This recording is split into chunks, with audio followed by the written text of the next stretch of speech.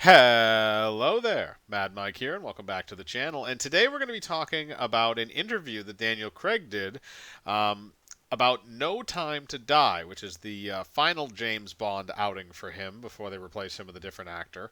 And it'll be the last one in this series of Bond films, most likely. So he basically came into this interview and he stated that the script for No Time to Die was constantly being tweaked and adjusted during filming. Now, here's the thing that I think people might take out of context with this. Although I will say it is kind of weird that he's mentioning this in like a promotional interview, because generally these guys are under NDAs, non-disclosure agreements, and if they say negative things about the movie they're going to be in, they can be fined a lot of money, or have money from their contracts withheld and various other things. So it provides a large amount of legal crap for them to deal with if they go and do something like that. Um, it seems like he might be skirting the line a little bit.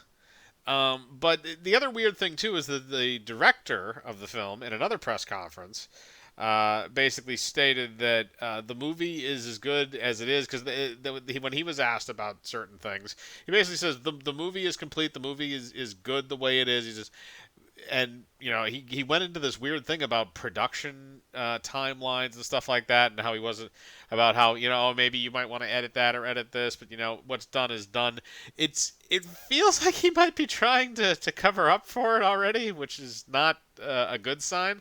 But I feel like it's kind of strange that he went into that much detail about it when he could have just said no, the movie's done, it's good.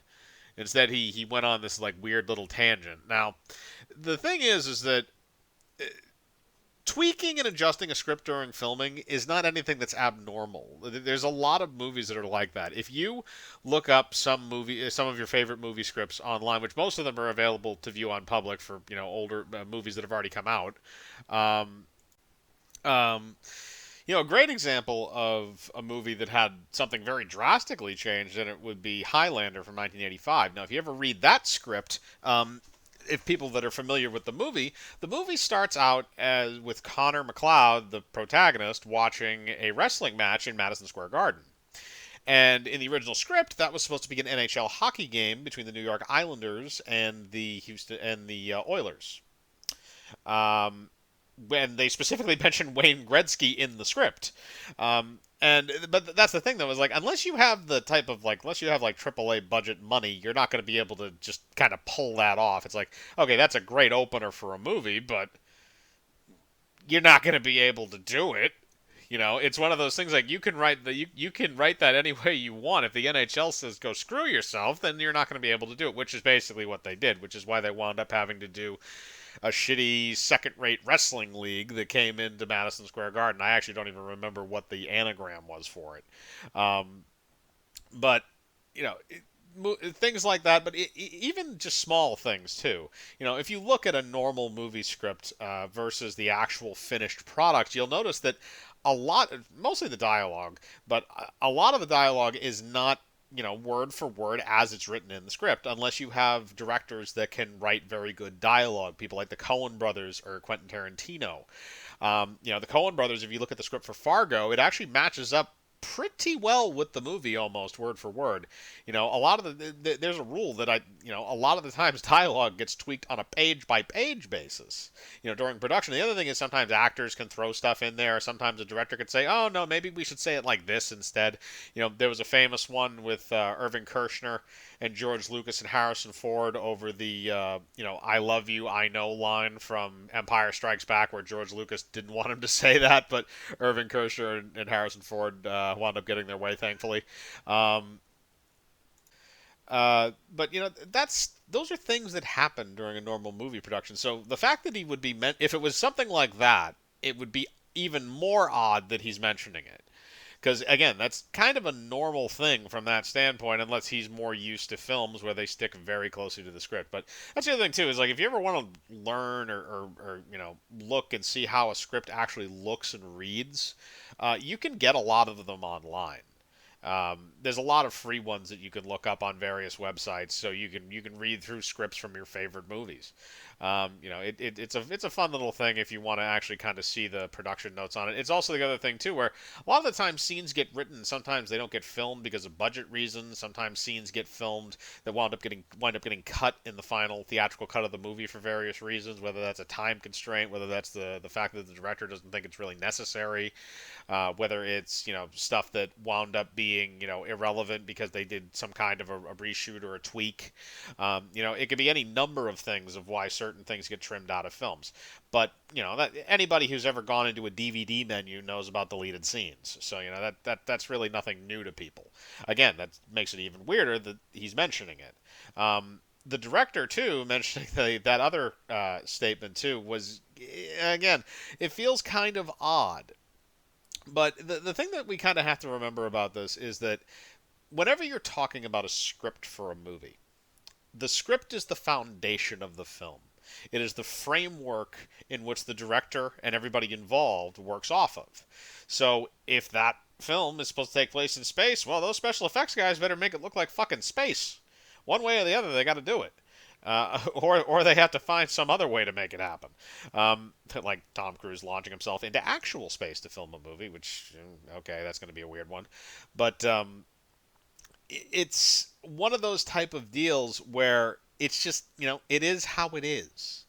And if you have a script that is shit, then you can still get a good movie out of it, don't get me wrong. But a lot of the times that movie has to butcher that script in order to make it good.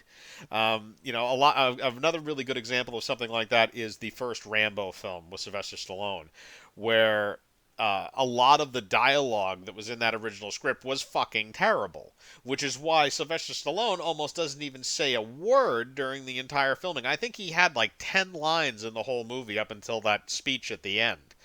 And they did it because his lines were terrible and they thought it would be better if he was just completely silent. And he was just this silent, killing machine that was out in the Pacific Northwest. I think he's in Oregon in that movie, if I remember right. Um, but it was a great movie, but the script was fucking terrible, and it was mainly because of the way the Rambo character was written. So they had to remove that element from the script in order to make the movie as good as it was, which thankfully Sylvester Stallone made that decision. And that's the other thing too. A lot of people forget Sylvester Stallone. He knows how to make a movie. He's not an idiot. A lot of people look at some of his creative choices and they go, why? Like he's a businessman. He knows what he's doing. Leave the man alone.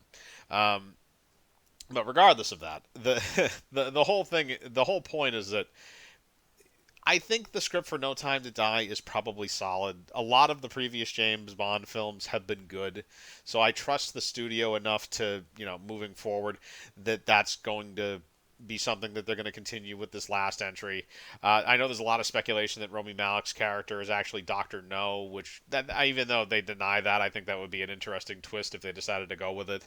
And there's a lot of other stuff, in that movie that's probably going to wind up getting explained. I did like the trailer for it when it came out, but the other thing is, you know, this movie is going to have to make a lot of money to break even because of the way their advertising budget was. So it's going to be kind of interesting to see where that leads. If they're going to actually have a legitimate blockbuster when this movie actually does come out, or if this has been kind of one of those things where people waited and waited and waited, and unfortunately they are let down with the results.